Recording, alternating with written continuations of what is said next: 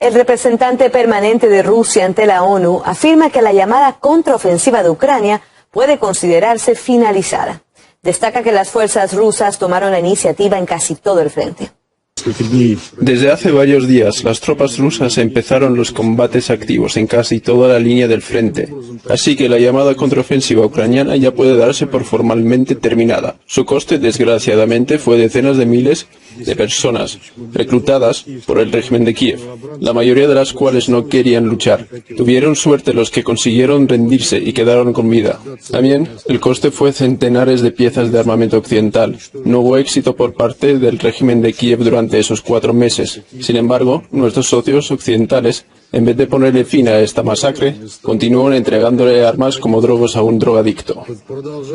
Anteriormente se reportaron ataques de las tropas rusas contra la localidad estratégica de Avdiivka, un punto fortificado ocupado por las fuerzas de Kiev en la República Popular de Donetsk. Su liberación es crucial, ya que Rusia acusa a Ucrania de utilizarla para bombardear a la población civil del Donbass. El Ministerio de Defensa ruso confirma haber realizado 8 ataques múltiples esta semana contra objetivos militares. El representante oficial reporta la destrucción de almacenes donde el ejército ucraniano guardaba lanchas de tipo Willard de fabricación estadounidense, entre otros objetivos.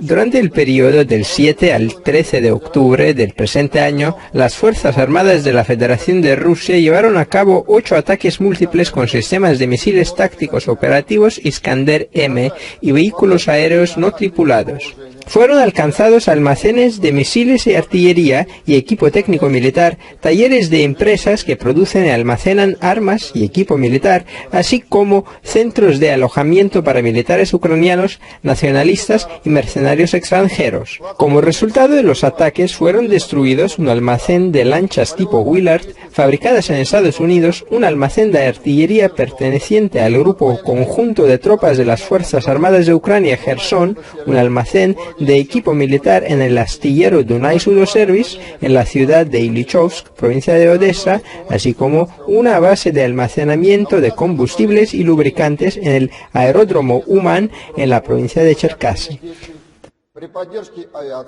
Pyongyang amenaza con lanzar un ataque sobre las instalaciones estratégicas de Washington en la península coreana.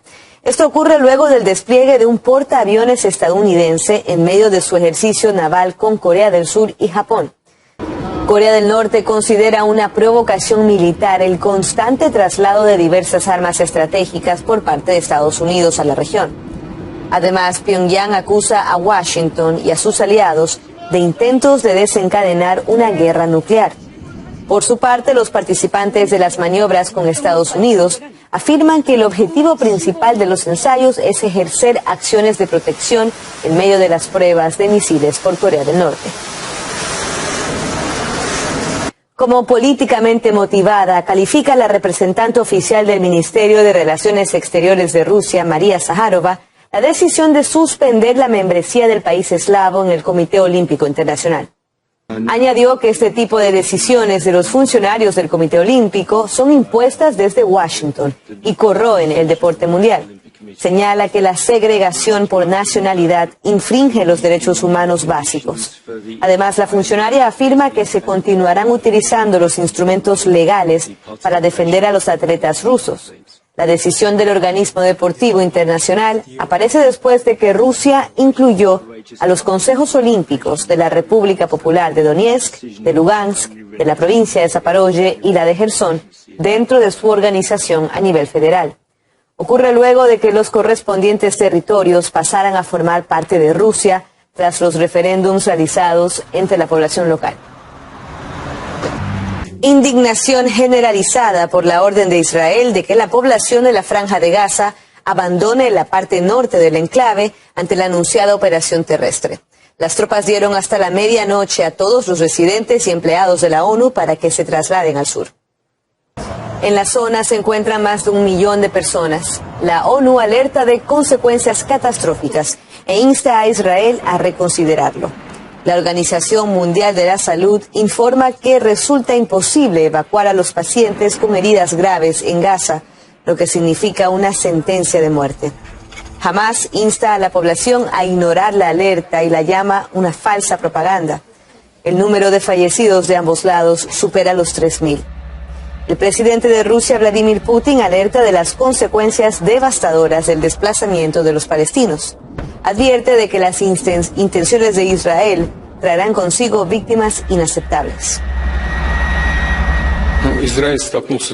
Israel se enfrenta a un ataque sin precedentes en la historia, no solo en escala, sino también en el carácter de su ejecución, su crueldad.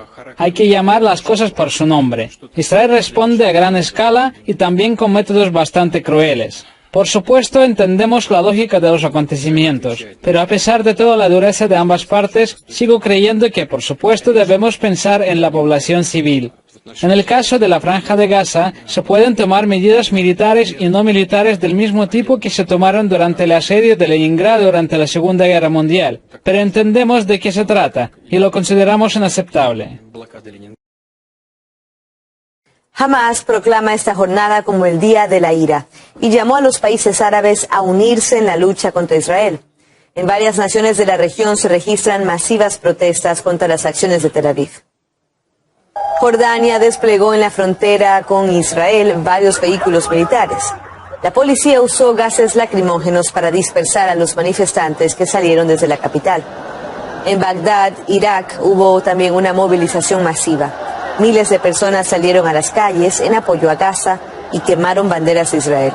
También se convocaron marchas en otros países en Europa y América. En este sentido, varias naciones europeas prohibieron las protestas en apoyo a Palestina. The Wall Street Journal publicó un artículo que destaca que la planificación del ataque de Hamás comenzó con mucha anterioridad. Esto fue confirmado por un representante de la facción que asegura que empezó en el 2021. Esto parece no dejar muy bien a la inteligencia israelí, que se consideraba como casi omnipresente.